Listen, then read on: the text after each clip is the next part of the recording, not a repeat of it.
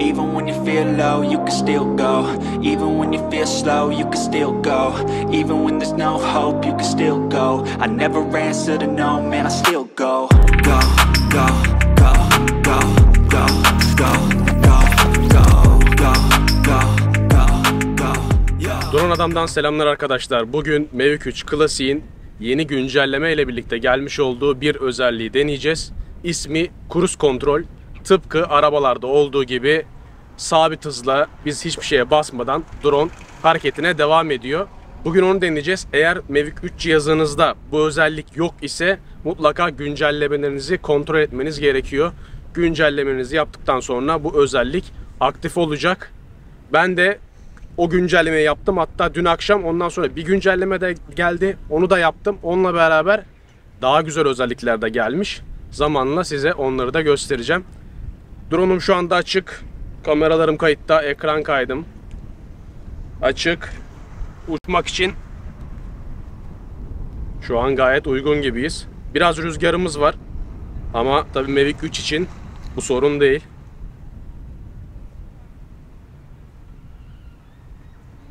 Evet, güncelleme yaptığım için birçok uyarı tekrardan ekranıma geldi.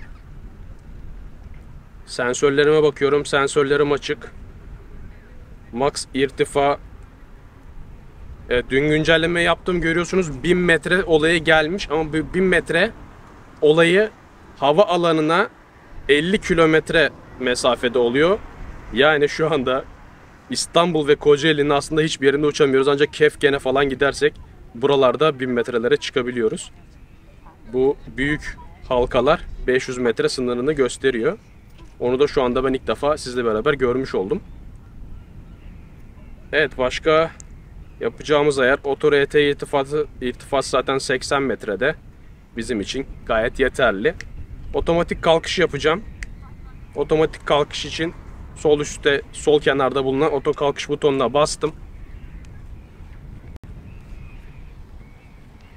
Bir elimle bunu tutuyorum. Bir elimle de ekrana basıyorum ve otomatik kalkış başlıyor.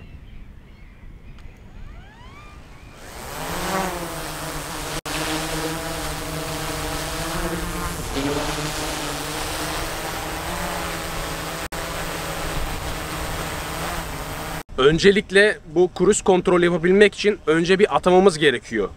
Bu kumandada atanabilir tuşumuz bu, FN. Eğer DJI RC ve RC Pro'larınız varsa burada C1, C2 tuşlarınız da var. Onlara da atayabiliyorsunuz. Kontrol kısmından aşağı geliyoruz ve burada tuş özelleştirme butonumuz var. Buraya ben bir kere basarsam gimbal'ı merkezliyorum. Mesela şöyle yaptım. Buna bir kere basarsam gimbal'ı aşağı ve yukarı şekilde merkezliyorum. 2 kere basarsam da düz uçuş kumandası dediğimiz cruise kontrol moduna almış oluyoruz. Şimdi onu deneyeceğiz.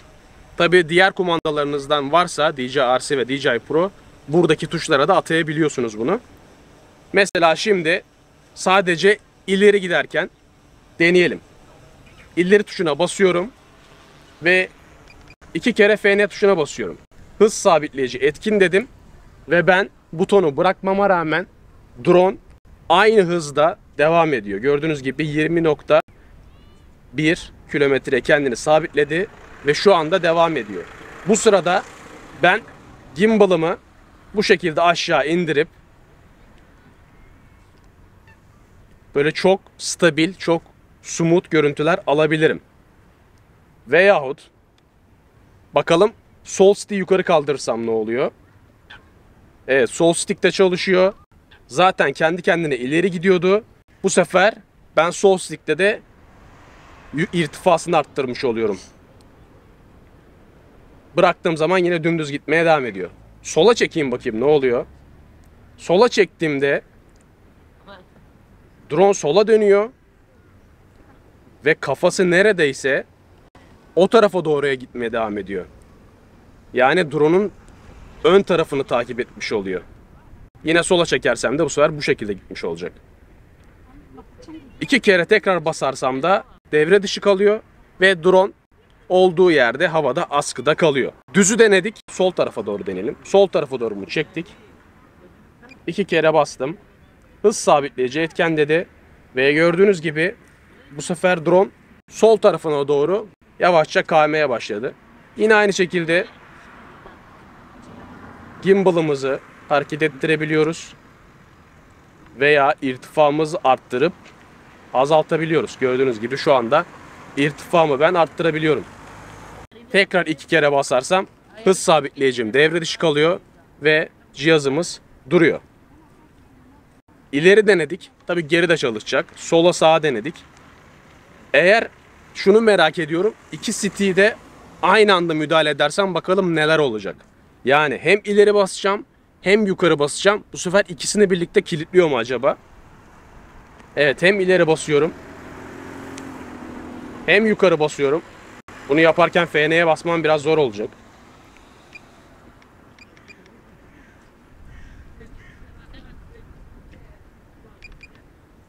Hatta basamadım. İkisini yukarı doğru ittiriyorum.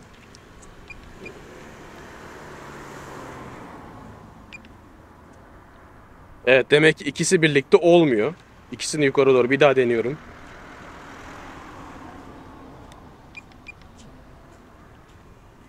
Yok, bu sefer oldu. İkisini de yukarı doğru ittirdim, iki stick'i de. Şu an hem ileri gidiyor hem yukarı çıkıyor. Yani iki stick'i de aynı anda hızını sabitleyebiliyoruz anlamına geliyor bu. Gördüğünüz gibi 53 km ile ileri gidiyor, 20 km ile yukarı çıkıyor. 2 kere bastım, yine devre dışı kaldı. O zaman aslında şu tuş şurada olsa çok daha iyi olacak. Neden? Mesela dönüş hareketlerini kilitleyebiliriz diye düşünüyorum bu şekilde. Mesela bunu böyle çekeyim. Bunu da böyle çekeyim.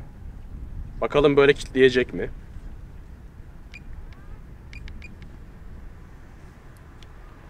Kilitledi ama bu sefer sol stick'i ne yazık ki almadı. Bir daha deniyorum. Bunu buraya çekiyorum. Bunu buraya çekiyorum.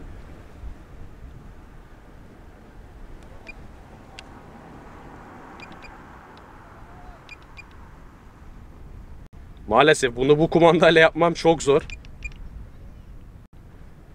Ama mantığını anladınız. Bu tuşu kullandığımızda her iki stick'i de aslında kilitleyebiliyoruz.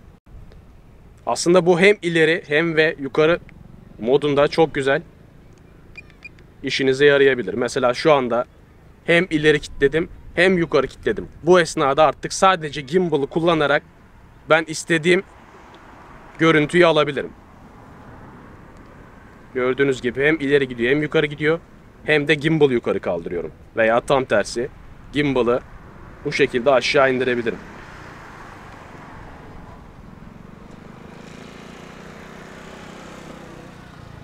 Tabii bunları yaparken bizim APAS'ımız da hala da etkin.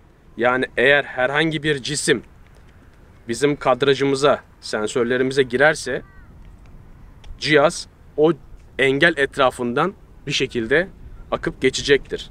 Yani APAS'ımızı da bizim etkin etmiş oluyoruz. Evet, kısaca bu şekilde cruise kontrolü test etmiş olduk. Drone'umuzu yanımıza çağıralım. Hatta yanımızdayken cruise kontrolü bir engel üzerine sürelim ve APAS'ı da bu şekilde test etmiş oluruz. Evet. Engel olarak neyi kullanalım? Şu benim karavanı kullanalım. Karavan hizasında indiriyorum. Sine modunu aldım daha düşük modda müdahale etsin diye.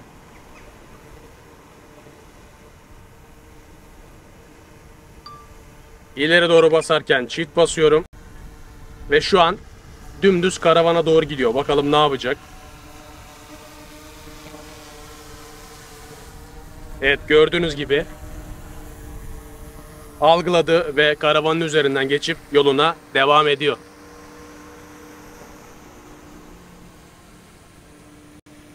Ve ben bu modu iptal edene kadar da sabit hızla gitmeye devam ediyor. Ekrandan da aynı şekilde iptal edebiliyorum. Veya atanabilir tuşa 2 kere basarsam da bu moddan çıkış yapabiliyorum.